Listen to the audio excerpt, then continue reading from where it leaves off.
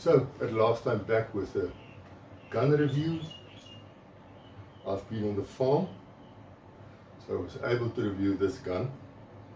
Before we start, I would just like to say that this review is not a sponsored review. I purchased this gun myself.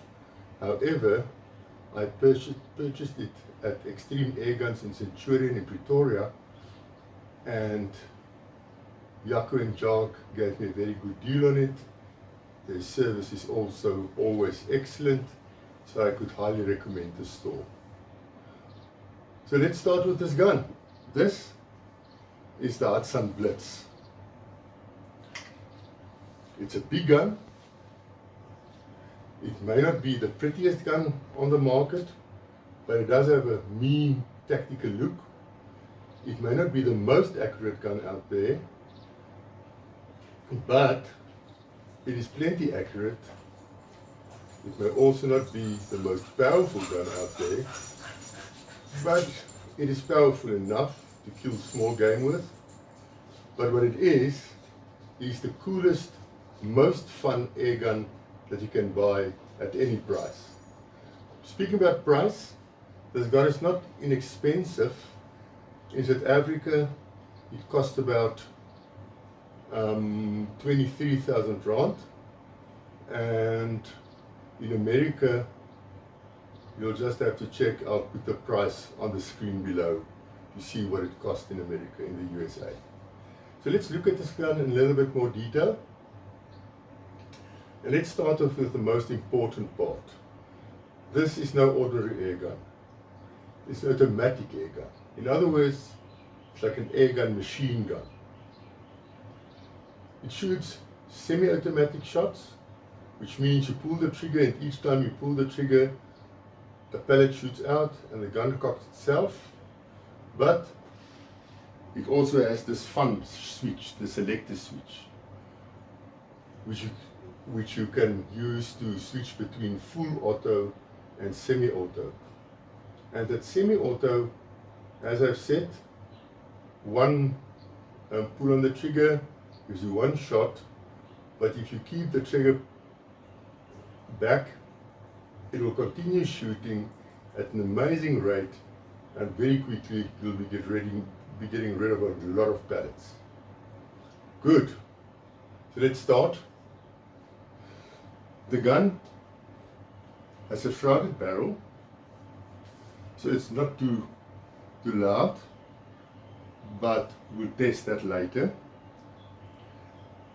It has quite a few Picatinny rails. Here's one on the top of the barrel, 3 on the air bottle, 1 on top of the gun itself where I fitted the scope, and then yes, these are the Picatinny rails on this gun. The air bottle itself is very large, but in spite of its size, it's fairly light because it's a carbon fiber bottle. It holds 580 cc's of air, and that gives you a lot of shots. Again, something which we'll look at later. I fitted this bipod, which just makes it easier to shoot with the gun since it's quite a heavy gun. And I've removed the carry handle, which was fitted where the scope is now. And on top of the carry handle you find open sights, but it's just, I think it works better with the scope. Then the fill port is there. The fill port is there, and you fill it to 250 bar, again increasing the shots per fill, and you get a pressure gauge at the bottom there. Trigger, and the trigger's safety in front of the trigger. Pulling it back puts it on fire, pushing it to the front puts it on safe. It has a cheek piece which is adjustable. Let me just turn it around for you.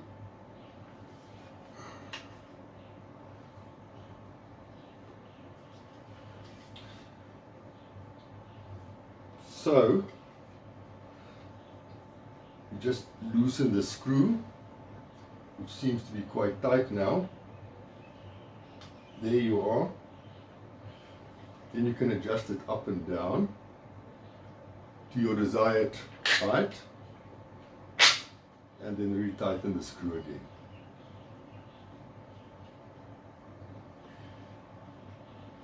The butt pad is also adjustable up and down, but I haven't bothered to do that. It comes with 3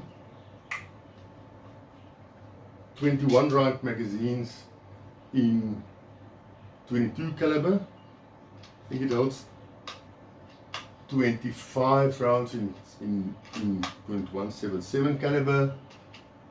It holds, I think, 20 rounds in .25 and 16 rounds in the .30 caliber. So it goes the whole range from .177 up to .30.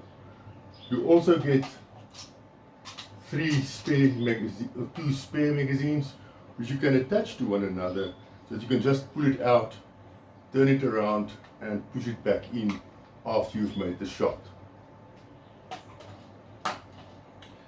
Then there's this little key attached to the stock at the back, which you turn to the front, and then you use it to load the magazine with. Now the magazine is quite interesting. It opens like that, and then you put in the key at the back,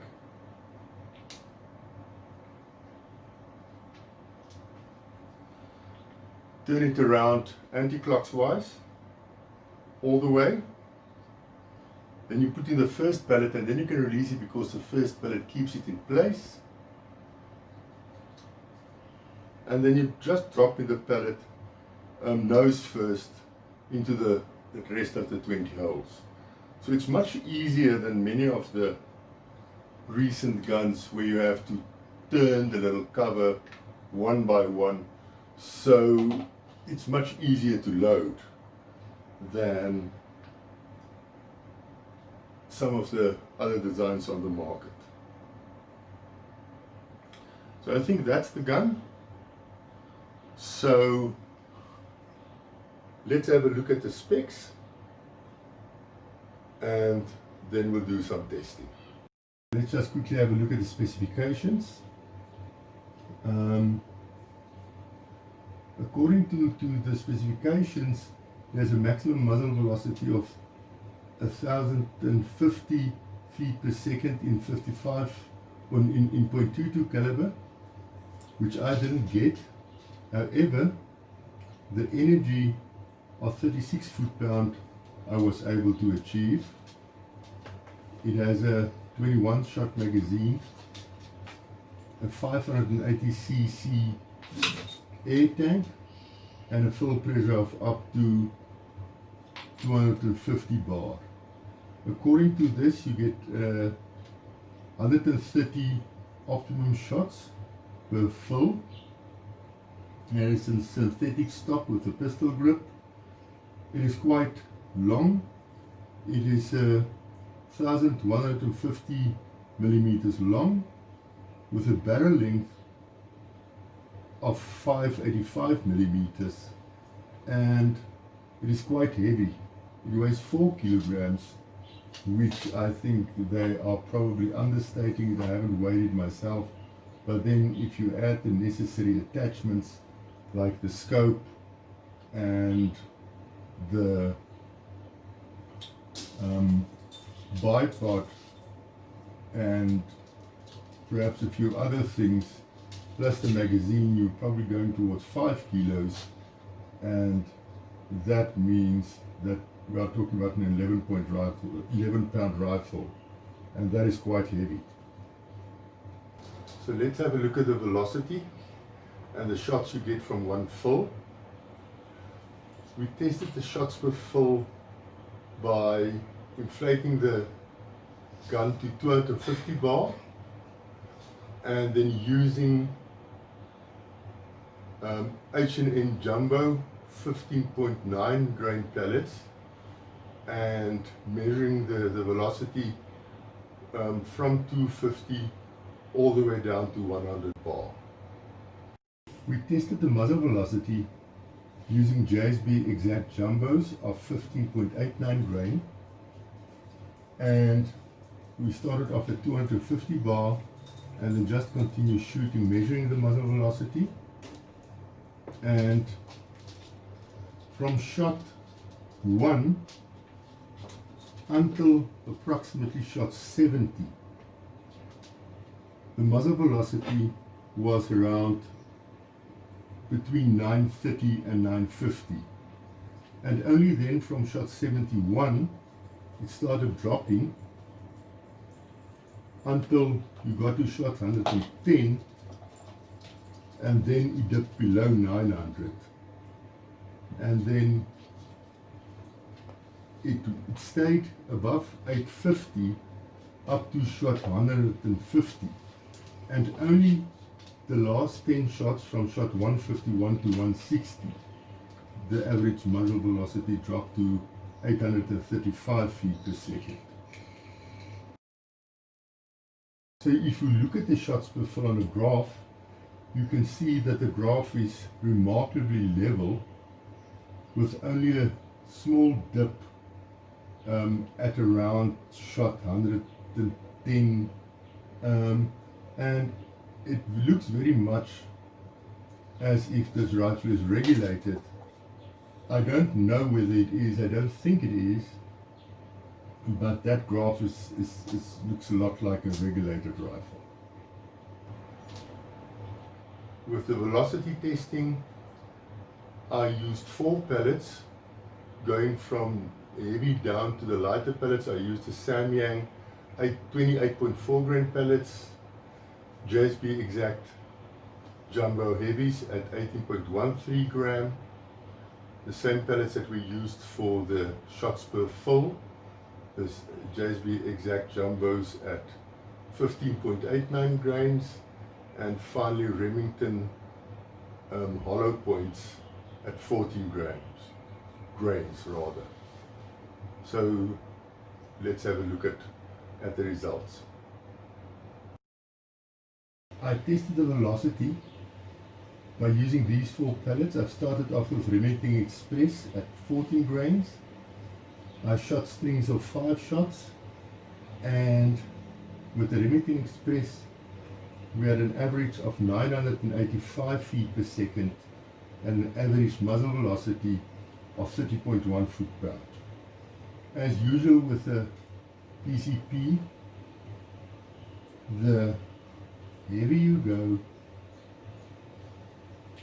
the slower the velocity gets, but the higher the muzzle energy.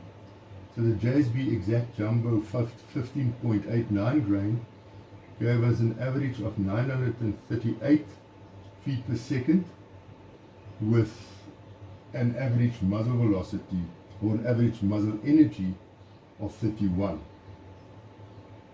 JSB exact jumbo heavies of 18.13 grain gave us an average muzzle velocity of 905 feet per second and 33 foot-pound in muzzle energy. And then finally, the Samyang 28.4 grain pellets was considerably slower at 753 feet per second, but with the muzzle energy considerably higher at 35.7 foot-pound of energy. And that is approximately the quoted muzzle energy of 36 foot-pound that Hatsan tells us this gun can give you. Well, accuracy testing was done as usual by one of my children. In this case, I asked Carla to do it. She's an excellent shot and competed on national level. So she did the shooting.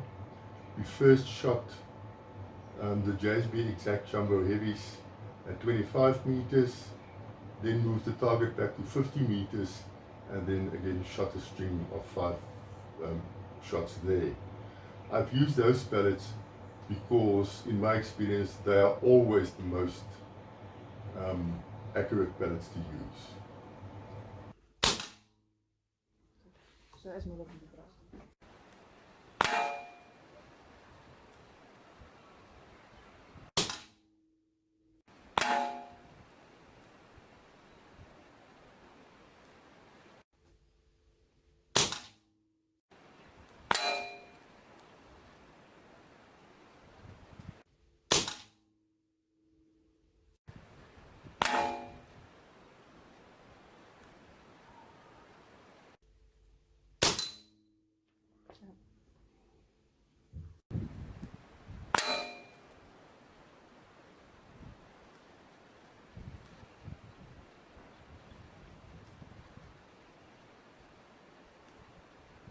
Used JSB Exact Jumbo Heavies of 18.13 grain to test accuracy with.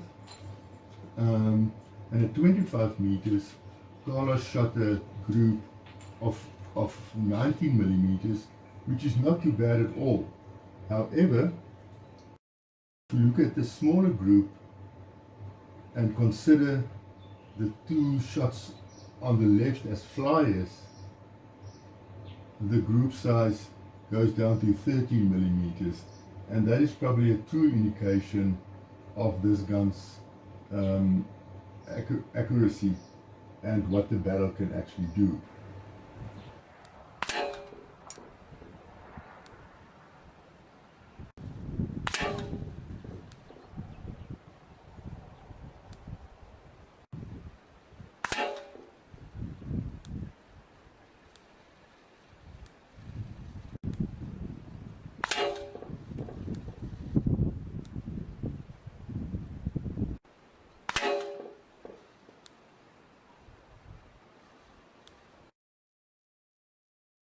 Target back to 50 meters using the same pellets.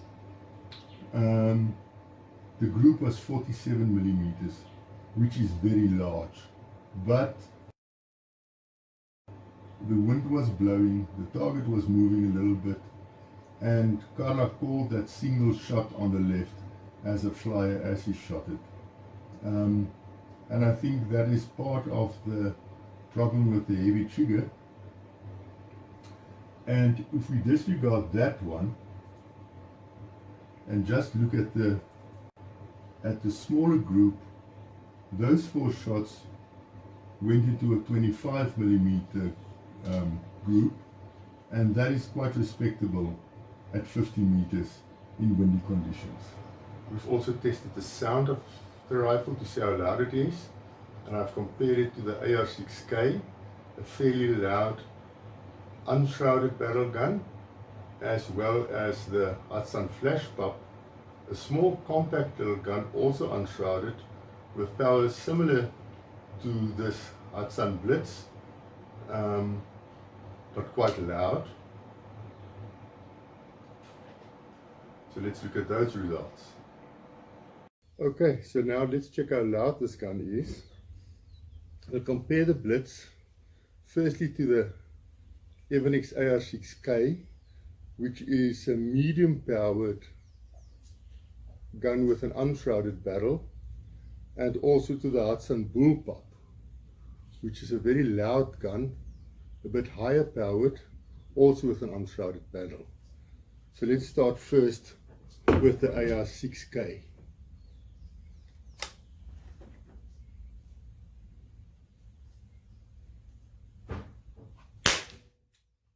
Okay, that was the AR6K. Now the Hatsan Flash Pop, a very nice little compact bullpup which packs quite a punch. In fact, the power of this gun is similar to the power of the Hatsan Blitz.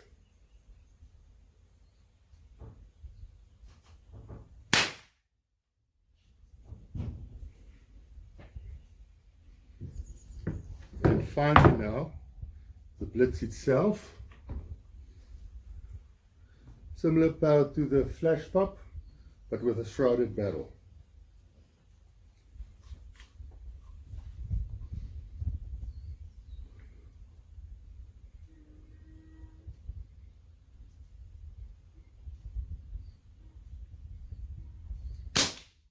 There you are. And while we're at it, let's just the cyclic rate. See how many shots you can get off if you fire on full automatic. So I've switched the selector switch to full automatic. So let's see what happens now.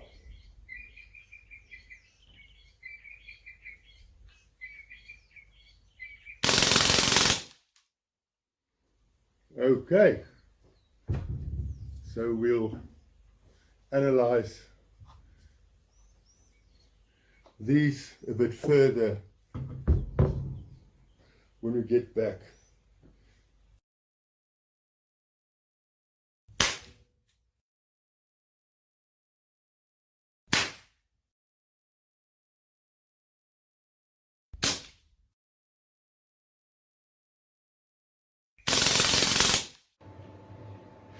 So looking at the gun's sound, when compared to the smaller guns with unshrouded barrels, this is not loud at all. You could hear it, and you can also see it on the graph.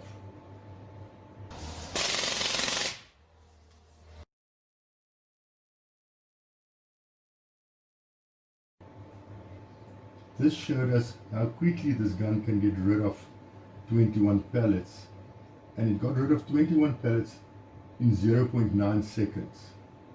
That gives us a cyclic rate of 1,400 shots per minute, and that is incredibly fast.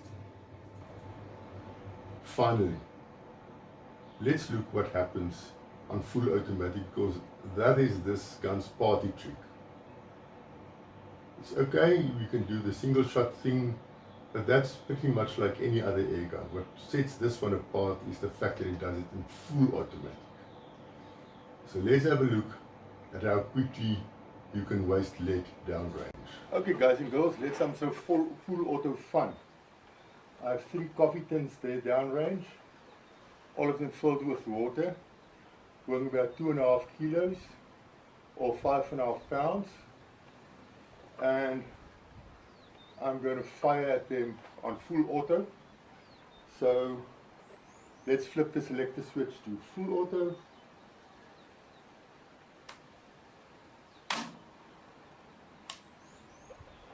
And let's go.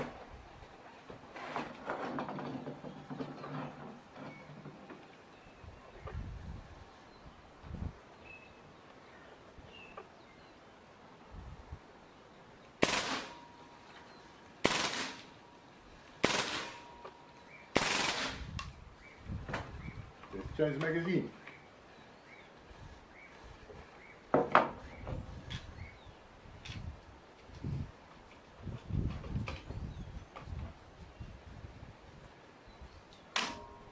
Rambo, beep beep.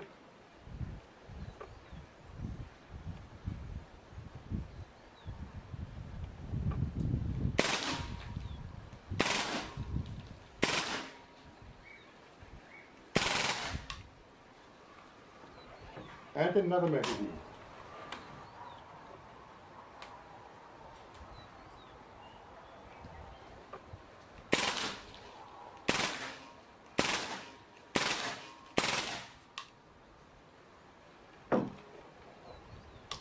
Okay, so let's see what happened downrange.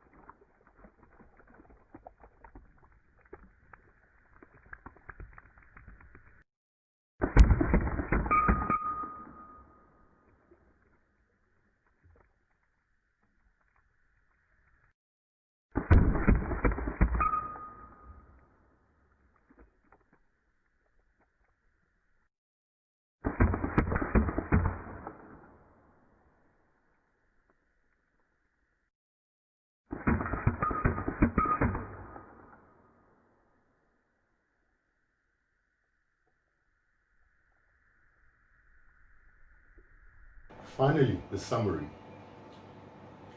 Well, I really love this gun. It's excellent. It's well built, well constructed. It's a lot of fun. It's quite accurate, powerful enough, and it's well spec'd. However, there are a few problems, if you'd like to call it that. Firstly, the trigger is very heavy, and that can have an impact on accuracy. It's not so important if you shoot on full automatic, I mean, then you pretty much just spray. But on semi-automatic, where you would like the gun to be very accurate, that can have an influence. The gun itself is very accurate. I believe the barrel is probably as good as it can be, or almost, but the trigger may be a problem.